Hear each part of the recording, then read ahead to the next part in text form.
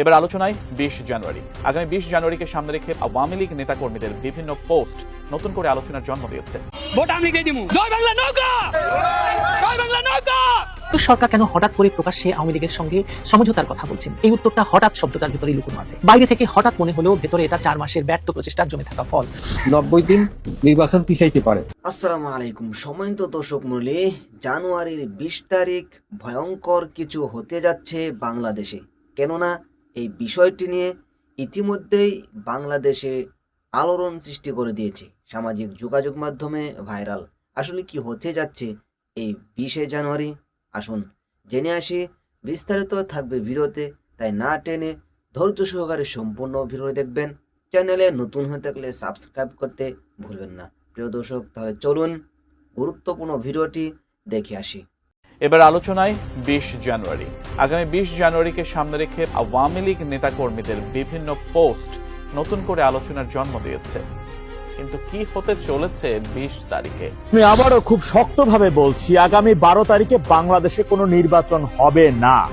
সরকার কেন হঠাৎ করে প্রকাশ্যে আওয়ামী লীগের সঙ্গে সমঝোতার কথা বলছেন? এই উত্তরটা হঠাৎ শব্দটার ভিতরে লুকানো আছে। বাইরে থেকে হঠাৎ মনে হলেও ভেতরে এটা 4 মাসের ব্যর্থ প্রচেষ্টার জমে থাকা ফল। 90 দিন নির্বাচন পিছাইতে পারে। ভোট আমি দিয়ে দিমু, জয় বাংলা নৌকা, জয় বাংলা নৌকা। দেশে যখন নির্বাচনের হাওয়া জোরালো হচ্ছে, ঠিক তখনই সামনে এলো এক চাঞ্চল্যকর ও বিস্ফোরক তথ্য।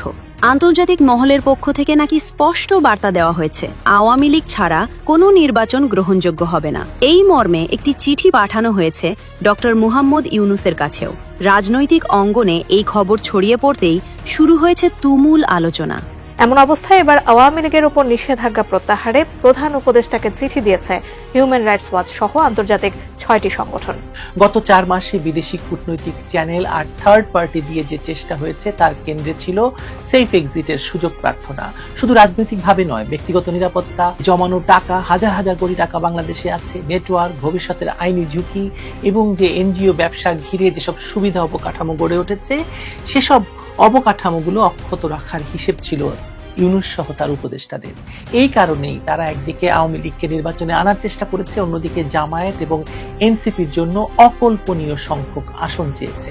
অর্থাৎ একটা মিনিমাম ইনক্লুশনের ছবি দাঁড় করিয়ে আন্তর্জাতিক সমর্থনের ন্যূনতম ভিত্তি বানানোর চেষ্টা করেছেন ইউনূস এবং তার দলবল।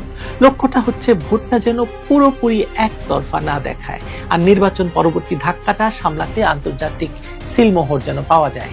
কিন্তু এখানে যে জিনিসটা তারা ঠিকমতো হিসাব করতে পারেননি, সেটা হলো আওয়ামী লীগের অনড়তা। বাস্তবতা হচ্ছে আওয়ামী লীগ এই চাপের মধ্যে থেকেও কোনো দাবির সঙ্গে আপোষ করেনি। এই অবস্থান ব্যাকডোর আলাপের সব চ্যানেল ভেঙে দিয়েছে। ব্যাকডোরে বারবার ক্ষমা চাওয়ার প্রসঙ্গ তোলা হয়েছে, কিন্তু আওয়ামী লীগ বলেছে অন্যায় যেটুকু হয়েছে সেটা রাষ্ট্রকে সন্ত্রাসীদের হাত থেকে রক্ষা করতে না পারার ব্যর্থতা। এর বাইরে যেসব হত্যাকাণ্ডের অভিযোগ আনা হয়েছে সেগুলোর কোনো ভিত্তি নেই। প্রিয় দর্শক, আশা করি সম্পূর্ণ ভিডিও দেখে আসলেন। ভিডিওতে যে বিষয়গুলো দেখলেন, এই বিষয় নিয়ে আপনাদের কি মতামত থাকলে অবশ্যই আপনাদের মূল্যবান মতামতগুলো কমেন্টে জানিয়ে দেবেন। এমনকি এই ধরনের আরও নিউজ পেতে অবশ্যই চ্যানেলটিকে সাবস্ক্রাইব করতে ভুলবেন না।